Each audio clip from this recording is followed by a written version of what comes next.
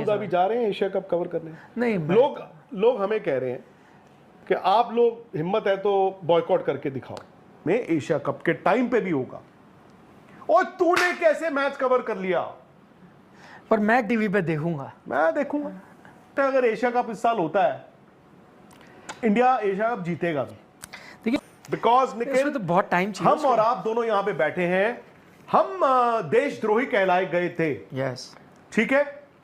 जैसे हम लोग देशद्रोही कहलाए गए थे क्योंकि हम चैंपियंस ट्रॉफी के दौरान जब इंडिया और पाकिस्तान में पहलगाम अटैक नहीं आया था, उसके बाद ऑपरेशन सिंदूर नहीं आया था, उसके बाद रिश्तों में इतनी तलखी नहीं आई थी, हाई कमीशंस जो है वो रिकॉल नहीं की गई थी और सब कुछ बंद नहीं हुआ था। हम 4 दिन के लिए गए थे एज जर्नलिस्ट, बिकॉज इंडिया का मैच नहीं था। वो सही था गलत था मुझे नहीं मालूम, बट मुझे और आपको देशद्रोही कहा गया था।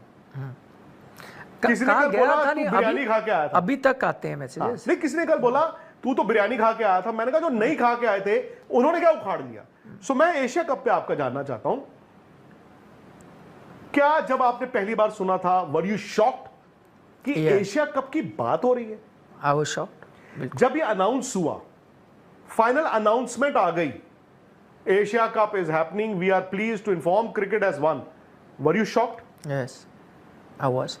देखिए, मैं अब तक क्या हो रहा था, ये बिफोर ऑपरेशन सिंदूर और वो टेररिस्ट अटैक जो पहलगाम में हुआ, उससे पहले की बात है भाई। तब तक क्रिकेट होना नहीं होना एक अलग बात थी। उसके ठीक बाद जब ये पूछा गया हमसे, तो मैंने कहा था देखिए भाई, मैं इन सब चीज़ों का एक्सपर्ट नहीं हूँ, लेकिन अब ये चीज़ें हुई हैं, अब जो हमारी सरकार कहेगी मैं उसको फॉलो करूँगा भाई, because they know what is right और नॉट।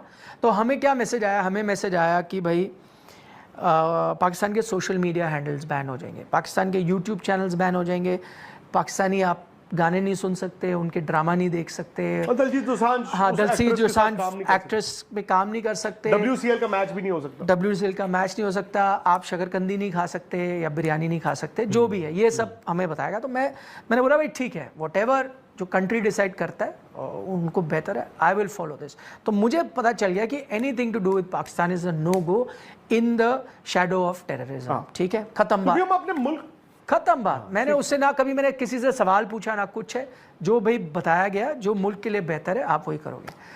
कट टू, अब आप मुझे कह रहे हो कि यहाँ क्रिकेट सीरीज होगी, तो मैं नहीं समझ पा रहा ना आपकी ये क्या मजबूरी थी कि ये क्रिकेट खेलना अब ज़रूरी है।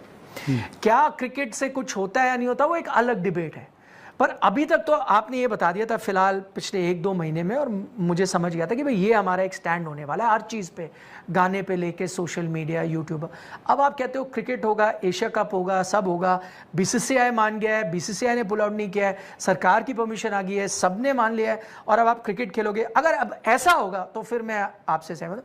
फिर आप किसी को मत बताएं उन्हें क्या करना है, फिर आपको भी ना बताया जाए आपने क्या करना है, फिर आपको शकरकंदी खानी है नहीं, आप कुछ लफ्ज़ों का इस्तेमाल करना है नहीं, ग्रामर ठीक करनी है या नहीं, क्या बोलना चाहिए, या क्रिकेट के बारे में बताना चाहिए या नहीं, या होने चाहिए क्रिकेटिंग रिलेशन नहीं, फिर आप हमें कुछ मत बताइए। फिर एवरीवन फ्री फॉर ऑल है, आप डिसाइड करें आपको जो करना है, मैं डिसाइड करूं मैंने जो करना है। ये नहीं हो सकता ना कि पेट्रियाटिज्म सिर्फ कुछ ही लोगों के लिए हो, सिर्फ आपको और मुझे पेट्रियाटिज्म दिखानी है, बाकी किसी को नहीं दिखानी। बाकी ने ऑर्डर देना है कि आपको और हमें पेट्रियाटिज्म दिखानी है, लेकिन उसको फॉलो नहीं करना। फिर इसके बाद फिर तो मैं भरोसा नहीं करने। अस्सलामुअलैकुम दोस्तों, जैसा कि आप जानते हैं आज हम बात करने वाले हैं India versus England third test match के बारे में, जिसमें इंग्लैंड ने पहले टॉस जीतकर बैटिंग का मुजाहरा किया और इसके साथ साथ 387 रन्स का टारगेट दिया, और इंडिया ने इसमें बहुत अच्छी बॉलिंग की, और जब इंडिया की बैटिंग आई तो इंडिया ने भी 387 रन्स बनाए और ये मैच बराबर हो गया। और इसके साथ साथ जब इंग्लैंड दोबारा बैटिंग पर आया तो इंग्लैंड ने इंडिया को 197 रन्स का टारगेट दिया, और इसके साथ साथ इंग्लैंड ने जब इंडिया की बारी आई तो इंग्लैंड ने बॉलिंग भी बहुत अच्छी की और कुछ ही देर में इंडिया की 4 विकेटें हासिल कर लीं। इसके साथ साथ इंडिया का ये मैच जितना नामुमकिन नज़र आ रहा था, और फिर इसमें शुभमन गिल और जैक क्रोली की फाइट हुई और इस मैच का पलटा ही बदल गया। अब देखना ये था कि ये मैच इंडिया जीतता है कि इंग्लैंड। जब डे 5 शुरू हुआ तो इंडिया जब दोबारा बैटिंग पर आया तो रविंद्र जडेजा और मोहम्मद सिराज बैटिंग पर आए और उन लोगों ने कुछ देर बैटिंग को बढ़ाया और बैटिंग करते रहे। और इसके बाद जब सिराज आउट हो गए और बुमराह आए और बुमराह ने भी अपनी बैटिंग दिखाई और 2 घंटे पिच पर खड़े रहे और ये मुजाहरा कर दिया कि मैं भी बैटिंग कर सकता हूँ। इसके साथ साथ इंग्लैंड ने इंडिया को 197 रन्स का टारगेट दिया था, वो नामुमकिन नज़र आ रहा था क्योंकि इंडिया की कुछ विकेट्स अभी पड़ी थीं और इंडिया को सिर्फ 50 रन चाहिए थे। और फिर इसके बाद इंग्लैंड ने अपनी बॉलिंग तब्दील की और बॉलिंग तब्दील करते ही इंडिया की 2 विकेट्स और हासिल कर लीं। अब इंग्लैंड का ये मैच जीतना बहुत आसान हो गया था। और फिर जब इसके बाद मोहम्मद सिराज और बुमराह बैटिंग पर आए तो उन्होंने मैच को 50-50 कर दिया।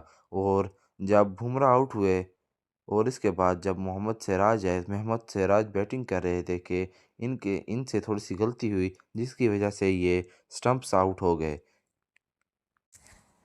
क्योंकि इंडिया को सिर्फ 22 रन चाहिए थे। इसके साथ साथ अब देखना ये था कि ये मैच कौन जीतता है। इंडिया को सिर्फ 22 रन चाहिए थे और इंडिया ऑल टीम आउट हो गया और इंग्लैंड ये मैच विन कर गया। देखा जाए तो इंडिया 22 रन से हारा है। ये हार कोई इतनी बड़ी हार नहीं है। अब देखना है कि ये सीरीज़ कौन जीतता है। अभी 2 टेस्ट मैच बाकी रहते हैं। अब देखना ये है ये टेस्ट सीरीज़ का विनर कौन होता है। अगर दोस्तों आपको आज की हमारी वीडियो पसंद आई हो तो लाइक करें, सब्सक्राइब करें और प्यारा सा कमेंट करें और आगे अपने दोस्तों को शेयर करें। Thank you.